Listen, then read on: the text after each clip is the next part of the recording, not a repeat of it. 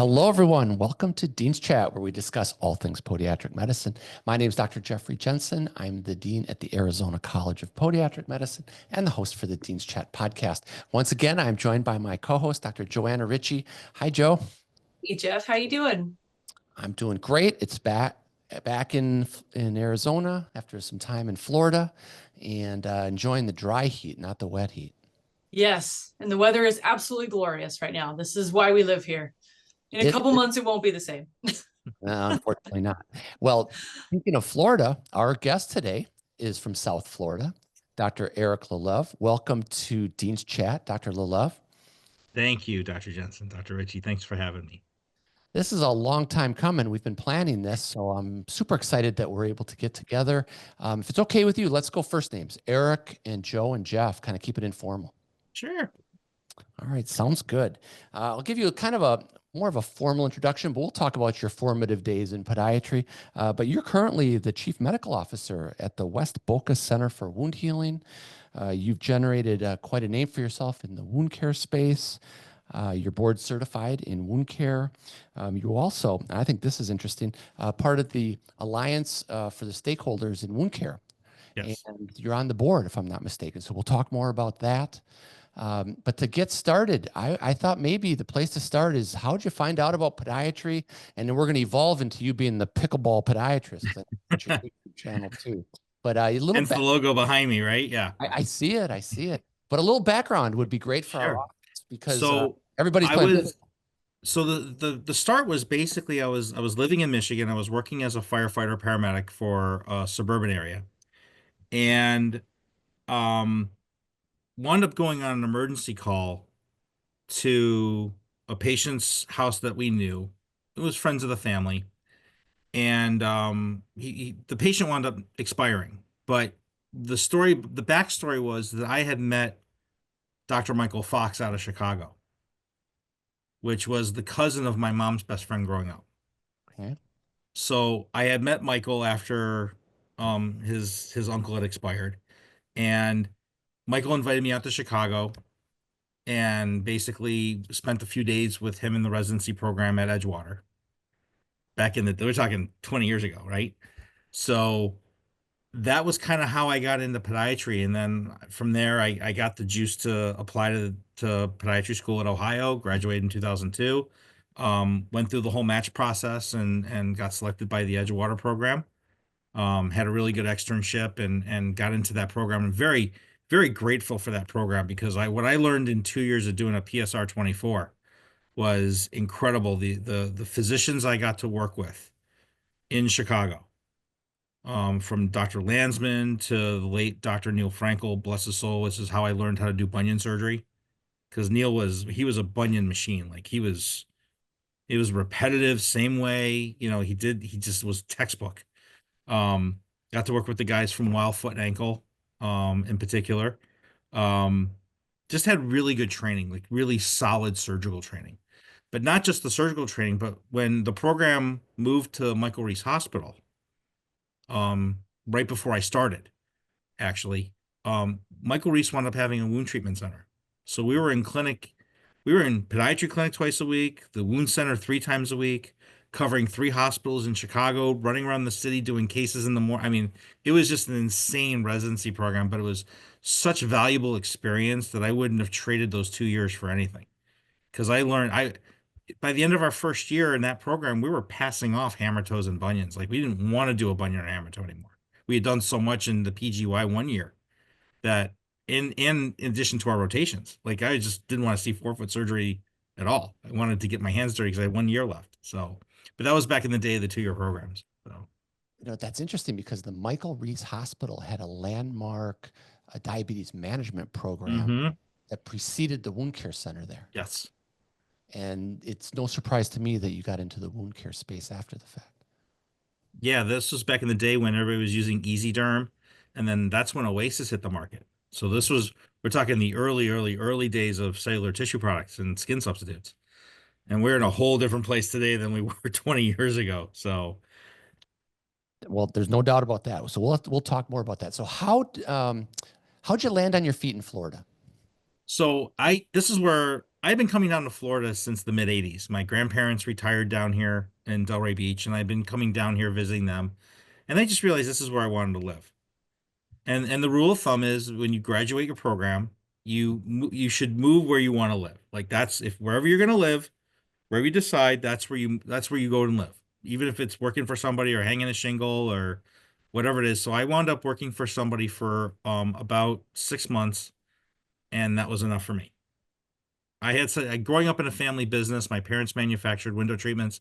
I already had a business acumen way ahead, and I always have the personality I couldn't work for somebody else. Like I just don't do well taking orders from somebody who's slower than me in business. Like I'm moving like this. Like, I can't I don't like running things up the chain too much. It's like just make the decision and go.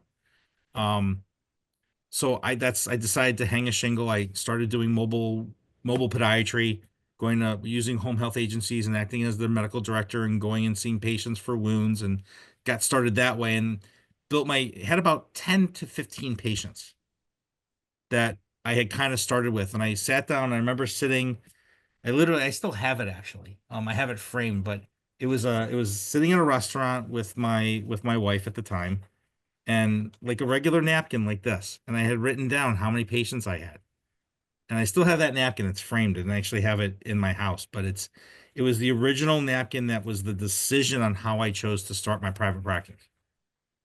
And it it wasn't anything that was just kind of like I was doing the charting at home. I had my own bill. I set up the billing, and at some point it was like, okay, I have enough patients to open up privately. So that's why I started in a single room office in a physical therapy center, and from there expanded out till now I have my own clinic space and bought the building, and you know, as the That's progression goes, as we get smarter and older. so Joe, very common theme we have on Dean's Chat. The training post podiatry school really influences you, really plays a tremendous kind of direction in your career. And you had the same experience, and so did I, about a mentor and getting involved, and your thoughts on that. Yeah, and I appreciate what you said there too, Eric, about the idea, if you know you want to be somewhere, go and invest. And I feel it's interesting how trepid we can all be when it's time to make those decisions of talking ourselves out of the things that we really want. And so I'd love to get a little more from you on that, if we can get a little more granular for the audience, because certainly I'll use I language. I'll switch back to in my case, certainly doing what you're comfortable with, what you're familiar with. And I was lucky that I wanted to live in the place that I was in, but it was also really convenient that it was already something that I was used to and comfortable.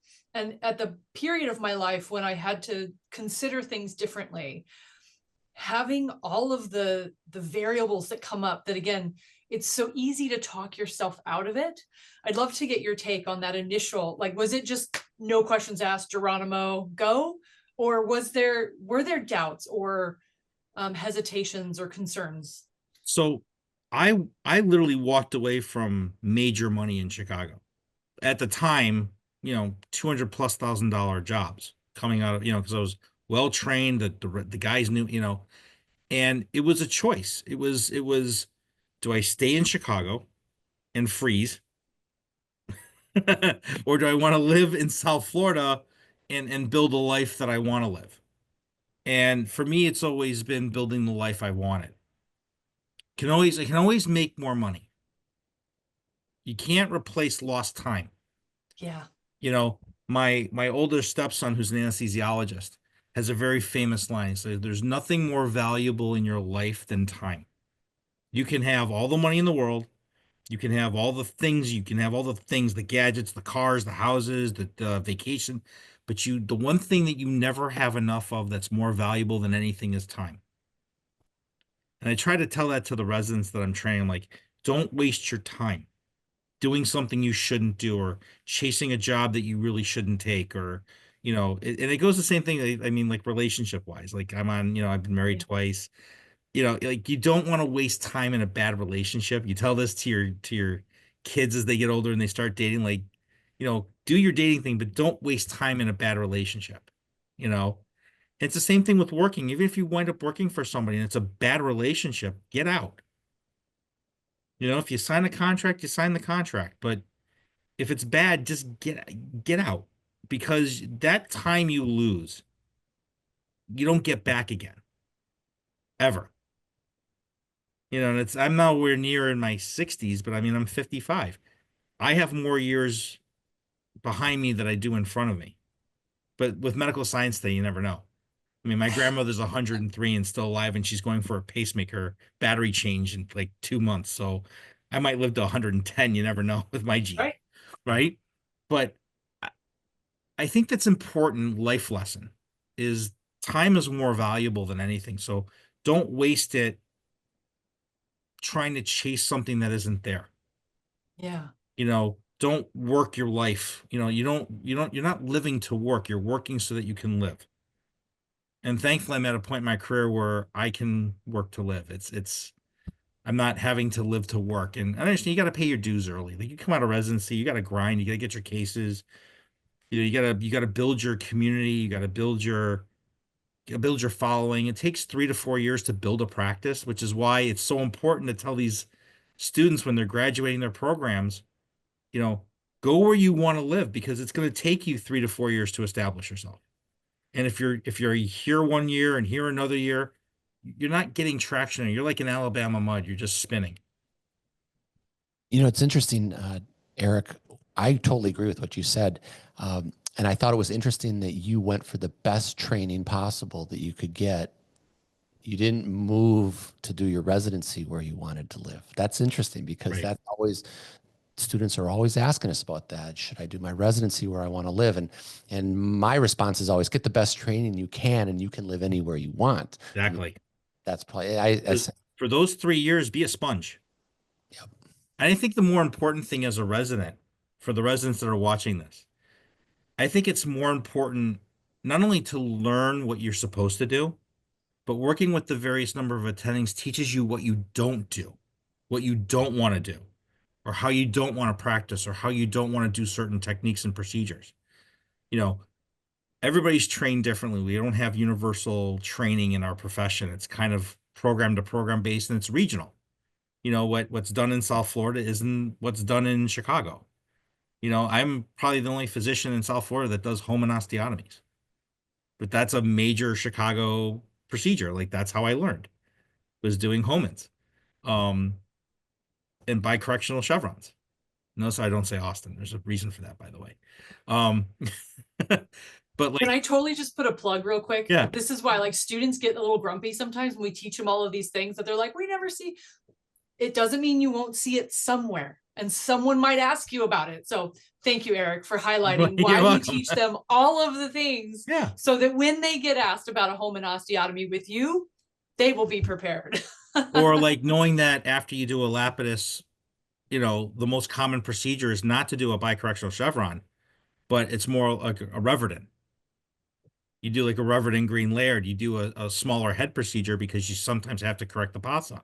So there's a reason why we learn those procedures, you know. And I think the training really should be like, as they learn the procedure, they should go right into a sawbone model and do them. Not learning it didactically and then not seeing it for a year. Like, they should learn the osteotomies and then actually do them on a sawbone, so they can visualize. This is very much what we've adopted in our curriculum, is this exactly what you're saying. Because to see something in a lecture, again, these students are smart. They can find more information than I can in like a fraction of the second that I could find it, but it may not be good information. Mm-hmm. And so helping them sort through all the stuff that's out there, and then having an opportunity to learn the basics. You need to know the principles. Now we're going to take those principles and we're going to apply them in a way that you can conceptualize what's happening. And I love what you just brought up about the Lapidus and the pasa, because this is another one. I'm going to try not to get on my little soapbox for a second, but I just can't help it when we talk about some of these things. It's your chat. No, well, yeah. I mean, I think it's great for the students, because the why behind something is so important. And a Lapidus is an incredibly powerful procedure. But what can it not do? There's basically one thing it cannot do, And that's a just for a correct for a pasa. Right. But if they don't really understand what that means, then they can't really process it. And they won't then know what to do if they sit in the operating room and suddenly they're like, the x-ray is perfect. The IM angle is undercorrected, if anything, but my toe is still pointing laterally. I don't know why I got stuck. Like, and you just move on to the next thing and your patient's unhappy and you missed it, right? And it's not a common thing that happens, but I would have said that it didn't exist until it's happened to me twice. So it does exist. I do believe that it's true. PASA is a real thing. Oh yeah. But again, the why behind stuff, I think, is so important. And so again, I'm gonna pick at you a little bit more on this idea of making that big leap, because again, information is a commodity. People can get data and figure out, you know, how much it costs to open a business versus joining a hospital somewhere, all of that stuff. What I would love to get is some of the internal discussions, either you and a partner had or yourself, when you were making the decision of, or maybe even the step before the decision. How did you start to focus on what you wanted? I love the term you said, build the life that you want. I had a mug forever from the Henry David Thoreau quote, live the life that you've imagined. Live the life you want to live. Right? And I remember staring at this mug every day, living a life that I had not imagined and being like, that's what I want. I just want that. And it took me a long time to really figure out, what do I want? So can you talk a little bit about maybe that process for you? So I know this is not where we meant to go today, no, but it's okay. I would love to get that. I mean, we can yeah. So the CFO at the hospital I was on staff at for 12 years. He and I would meet with him weekly, go over my numbers, make sure I was doing 160 cases a month. I was the busiest podiatrist in the area. And I would meet with him and he would tell me, and this was at the time when some of these capital groups were starting to buy podiatry practices. I'm not going to get into names, but you know which ones we're talking about. Okay. And they had approached me and I declined. And he was like, smartest decision you ever made.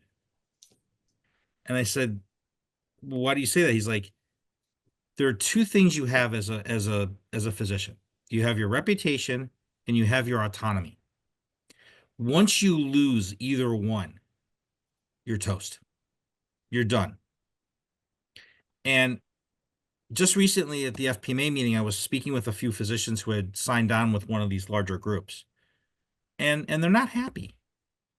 You know, they're being told how many RVUs you have to bill per week, per patient.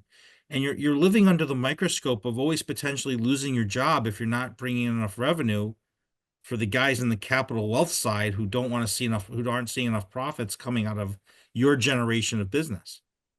You know, and while I'm still solo and I've built a nice practice and I've done really well for myself, I know every time I walk into the room with a patient, I already have a number in my head on what my revenue needs to be for that patient. At least expected. Now, I'm not going to create stuff that isn't there. I'm not going to fraudulently bill to get my number, but I have an idea when they come in, a patient comes in for, let's say, heel pain, which is the most common thing we have, right? There's a progression of how you work that patient up and the things that you're going to do. You know, EM service, x-rays, and then what am I going to do to help the patient fix their problem? How do I get them from here to, how do I get them from down here where they're in pain to where they're okay and they have an improved quality of life? And if I can make one small change in their day where I take their pain away, I've done my job. Okay. And I always tell the students and the residents, there are two physicians on this planet that you can walk into their offices with pain and leave without pain. One is a dentist, okay, and the other is a podiatrist. There is no other medical specialty on the planet that can do what we do in the way that we do it to take away somebody's pain that day. And I think it's a lost art. It's so heavy surgery. We're missing how to treat patients. You know, and this is where I've used a lot of AI to free up my hands. You know, being board certified in artificial intelligence and medicine, I've been able to institute AI scribing. This is how I'm segueing the whole thing, Joe. So I've been using an AI scribe so that now I'm talking directly to the patient and I'm not staring at a computer, tapping and keyboarding and clicking. It's recording, it's ambient recording everything. So now I get to ask the questions I want to ask. I get the patient to tell me what they're saying. And then it literally filters out all the nonsense garbage. I could have a complete conversation about the weather and it won't put it in the chart record. But I'm getting the patient to open up and talk. You know, and yeah, maybe the visits are 10, 11 minutes. But you know what? It's all there in the documentation. I don't have to go back and reinvent the wheel or remember what I talked to the patient about or what I missed or, you know, it's all there. So if I miss something in the exam, it's because I missed something, not because I didn't get it from the patient. So that's one of the things that I think we need to start moving to as a profession is this understanding that AI is there to help your workflow. And if you do it correctly, it's there. And boy, does it help because it saves me hours. But I understand as a third-year student in clinic, you got to learn how to write your sub note. And you got to learn. But when you're in private practice and you're seeing 15, 20 patients, like I said earlier, I like to be home at 6 o'clock at night. Like, I don't want to be doing charts till 8 o'clock at night in my office. Like today, I saw 12 patients, charts are done, billing's done. It was all AI done. I get my life. I can do this now. I get to do these conversations at 5 o'clock. I love that. Can I transition a little bit into some of what you've given back to the profession? I'd love to talk to you about the Alliance of Wound Care Stakeholders. Just a tremendous organization that has really helped doctors bring technologies to their patients to help them. Industry driven, I grant you, but really just tremendous, provided tremendous leadership over the years for patients and doctors alike. Now you're on their board, that's correct, right? Well, I actually represent the Wound Healing Society to the Alliance. So I'm the liaison, I'm the clinical liaison from the Wound Healing Society to the Alliance for Wound Care Stakeholders. I share that role with Dr. Lisa Gould. Right. Okay. And I was just appointed as the CTP chair. So I'm the cellular tissue product chair for the work group committee, which I'll take over those roles on Wednesday. Oh, really? Well, good timing then. So how'd you get involved with the Alliance? So again, what do you see going forward? So to answer your question, so remember we were talking about mentoring? Okay. So when I first got into the wound care space in 2009 as a clinician, and I went to my first SAWC in 2010, and I joined AAWC, the Association for Advancement of Wound Care. And Dr. Driver took me under her. She saw my ability in the regulatory, because I was able to weed out all the government regulatory stuff. And if you had asked me 25 years ago as a student in podiatry school, would I have done research and gone into regulatory and understand 510K and FDA and CMS and regulations and guidelines and LC? That would have been like, what are you talking about? What are you talking about? But like I said, you never know how your career goes, right? I follow doors that open up in front of me, and Vicky was amazing because she was able to put me on the government affairs committee and then got me into the alliance meetings. So that started in 2011, and I served as the liaison to the AAWC until 2015, when I left the AAWC and had served on their board for 2 years, and I shifted over to Wound Healing Society because of the amount of research I was doing. I wanted to be more into the research side. So from there, I followed Dr. Driver when she became president of Wound Healing Society, and she put me back on the board with the Government Affairs Committee. So now I'm working directly more with the MDs, and as the Wound Healing Society has gone more clinical, I have been able to fulfill that role along with the Alliance, and I've been on the Alliance for, we're going on 13, 14 years now as one of the clinical physician experts.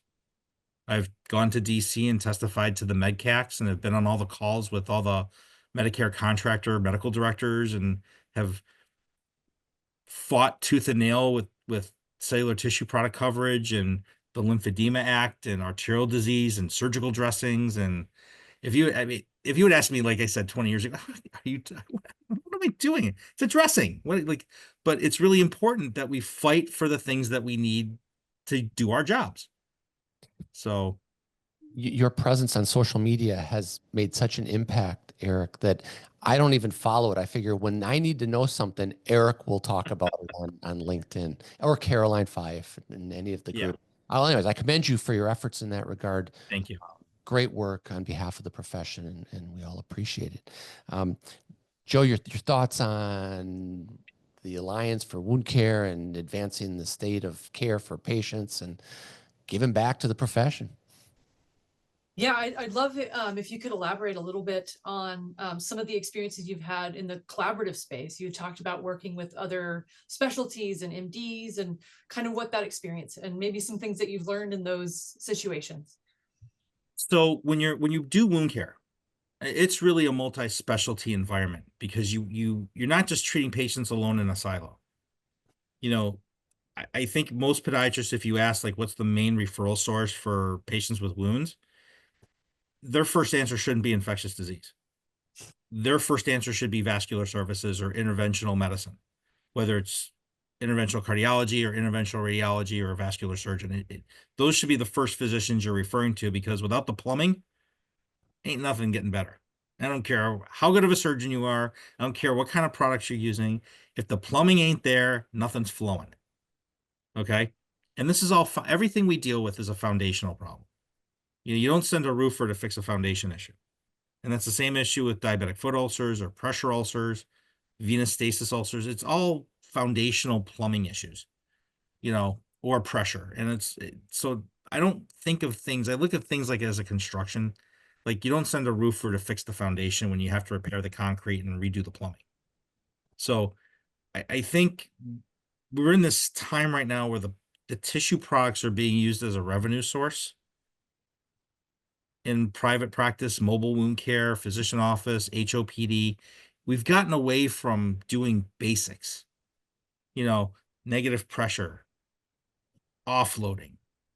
Where doctors are just reaching for these products that are exorbitantly priced and slapping these things on indiscriminately without regard, which is why we're in where we are with the new policy release, which has been delayed until April 12th.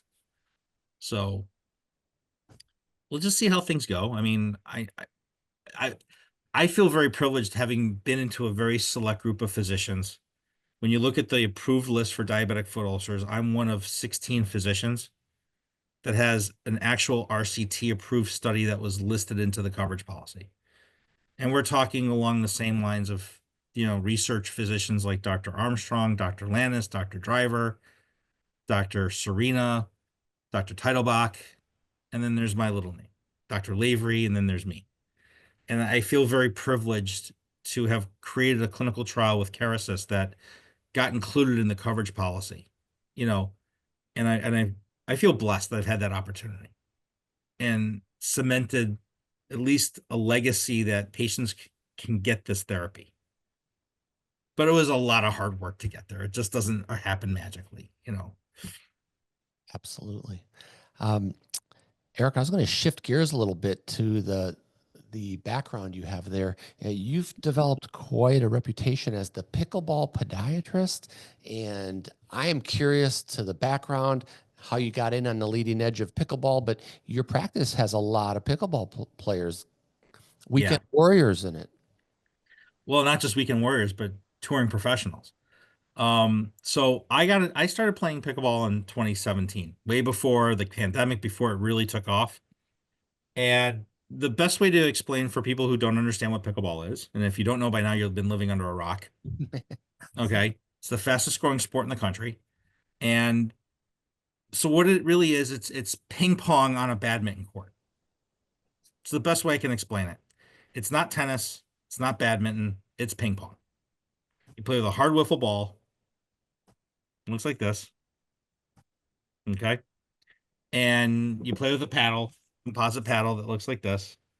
Well, my background's screwing everything up, but yeah, kind of like this. Okay.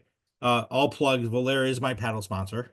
So I use this more for demo when the patients are in the office. So I started playing, and I played racquetball and hockey. So I had really quick hand-eye coordination. So I had a natural instinct for hand-eye with this. And I just had a really strong aptitude playing. So I remember starting off as a 3-0 player, got into my first tournament, won 12 straight games, won my first gold medal in my first tournament. Okay, so I moved up another level, won another gold medal, went up to 4.0, won another gold medal. So, and playing doubles, I didn't play singles because it's just too taxing. I was in my 40s when I started. It wasn't like I had played tennis when I was, 16, 15, 14. I was learning how to play a racket sport and learning how to have to play doubles, which is so much more harder than singles play. And, started being more competitive and playing really good players, and started going down to the Delray Tennis Center and really playing really good players. And I was actually fortunate enough to play a lot with Annalie Waters, who at the time was 11 years old. Now she's 18, and she's literally the best female player in the world, making $3 million a year in endorsement deals. It's like she's just an insane player. Hits the ball like a cannon. And so she learned from her grandfather, and that's who started bringing her and her mom, and that's how. So I started learning how to play with all these really good players in Delray, and it just started kind of taking off. And I started playing more professionally. Started entering some more 5-0 level tournaments, and till I got to the point where I'm over 50, so I'm playing at the senior level. So I go in with my wheelchair and my walker, and I'm just, I've had the pleasure of playing against Rick Barry, who plays senior professional, NBA legend, Hall of Famer, Underhand free throws. underhand free throws, right? But does not hit a pickleball underhand, let me tell you. Bad knees, though. If you hit down on him, it's really easy to score points. As long as you hit down on him because he can't bend. But, so I've had the experience of exploding my social network.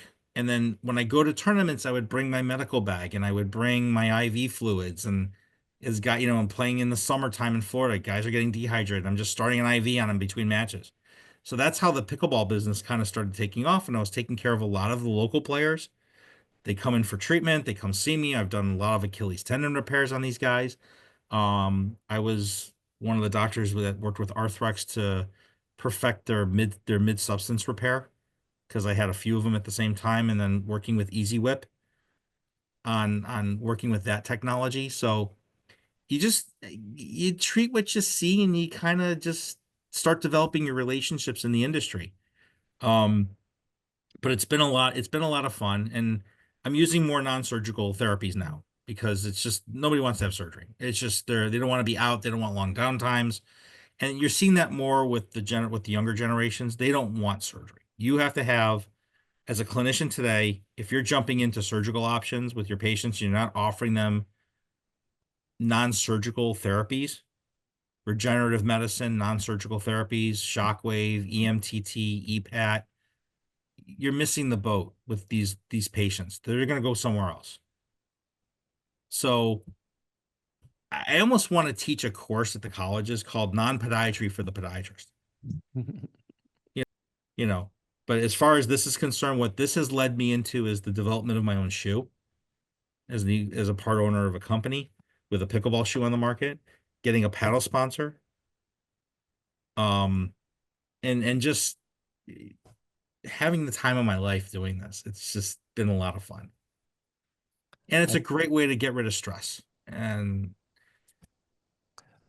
so let me ask you this. What is the allure of pickleball that it's exploded? I mean, why is that, Eric? Everybody can play day one. The learning curve is very quick. I became a teaching professional on top of this. So I have my UTPR teaching certificate. So patients, people who start playing down here, it's very quick learning curve. You take a couple lessons, you learn the techniques, you learn how to, like, where you're supposed to hit the ball, and learning how to hit a drop shot volley dink versus a mid-court volley, and, learning how to hit an overhead and proper technique, and then strategy as you get better. But the learning curve is so quick. But where I see the majority of the injuries is people not properly warming up and stretching and doing all the things they're supposed to do, like with every other sport, just getting out of their car, running on the court, and start playing with a sport that's rapid movement, rapid lateral movement, a lot of core. So if you're not prepped, you're done, and you're gonna be in pain. It's gonna suck. Well, it's wild because we have pickleball courts everywhere in Arizona. It's a Everywhere. hotbed for pickleball. But you'll see people that have never played sports in their life pick up a paddle, not a racket, right? Not a racket, Paddle. paddle, And they become so addicted, they're buying machines to hit balls at them and things Yeah. like within a month, and they live for pickleball. I find it to be fascinating. And believe it or not, as much as we would like to think, oh, pickleball with the, older generation, people in their 45 to 64 to 80, that's not the fastest growing population right now. It's 18 to 34.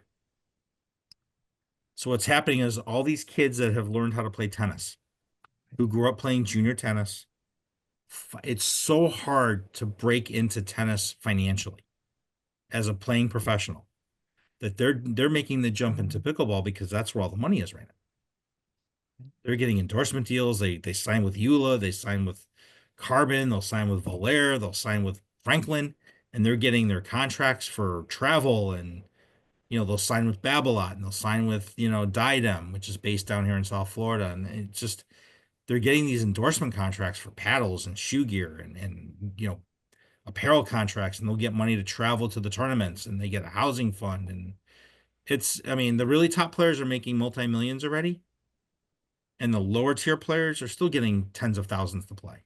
They get appearance fees at the PPA events once they once they move out of the qualifier rankings. And it's gotten a lot more competitive. It's gotten a lot more,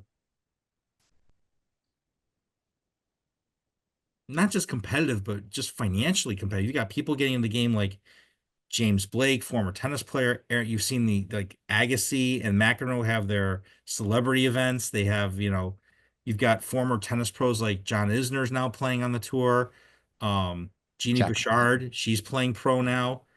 Jack Sock, so they're coming in. They're playing, their tennis days are over. They're moving into pickleball. So it's just one of those phenoms that we're just, I look at, there's a couple things that have moved the goalposts in our lives. In wound care, it was negative pressure Right. and total contact casting, and the easier way to do a contact cast. So thank you, Dr. Jensen, for that. And there's your plug.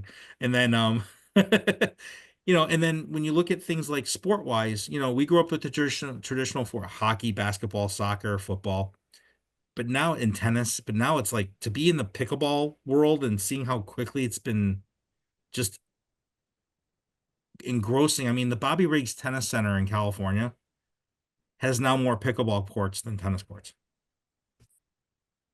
Okay. Joe, do you play pickleball? I have not yet started playing pickleball, and I say not yet because there are too many other things on my weekends at full time.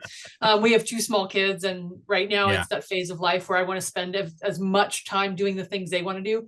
But this, to your point, Eric, what I think is so interesting about pickleball is, and I think you totally just hit the nail on the head, this idea that the learning curve is short, and that makes it very enjoyable. Yeah. And so when something is enjoyable and you can continue to get better at it, it starts this very nice recirculating of motivation. And anyone from a small child to an 80-year-old can enjoy that process. And because there aren't huge physical demands, not to say it's not physically demanding, but it's not like tennis where you're literally running across a court for hours, like that eliminates a lot of people right there. You're still running around and you're still being very physically active, but you include more physical activity level participants by it being enjoyable and manageable. And so as soon as you said that, I'm like, that's what it is. It's fun. It's fun to do. People want to do it because it's fun. And it's social. Yeah. It's very social. I don't know any other sport where you could literally go somewhere to a park, not know anybody. Yeah. Okay. Go meet three people, jump into a game, play with three people you have no previous knowledge of. Okay. Have a 15, 20-minute game and literally start developing social networks of people that are like-minded. You have a shared interest, right? I mean, you've got people who are now meeting their fiancés and they're meeting on the pickleball court. They're doing pickleball dates. Businesses now are not doing golf outings. They're doing pickleball events. Business isn't getting done on the golf course. There still is, but now they're doing, because People don't want to spend 5 hours on a golf course. It's a waste. Yeah. It's wait. Okay. They're going to play 90 minutes of pickleball. They're renting a court and they're going to go spend 90 minutes and do the business that way. Yeah. And you're seeing this whole corporate change, and it provides leadership events. Like when they do some of the leadership skills training, it's just, and what I like about pickleball for like developing team-based leadership, like team-based team building, is that it forces two people to work together. Yeah. Because when you have two people on the same side of the court, you have to work together. You know, and then what you frequently see is with newer players, it's, oh, this is my side and this is your side. And that's not how it works. You watch the pros play and they're moving in unison. It's like a symphony. They're moving up together, they're moving back together, they're moving side together. One player gets pulled this way, the other one's automatically moving over to cover. It's like a symphony. And it's truly elegant to watch if you understand the nuances of the game. But more so importantly is it gets back to what we're talking about with how this affects podiatry. And I said this to the leadership at FPMA this year. And there was not one single, I think there was one. Okay. There was only one pickleball lecture at the FPMA. There was none last year at the APMA meeting.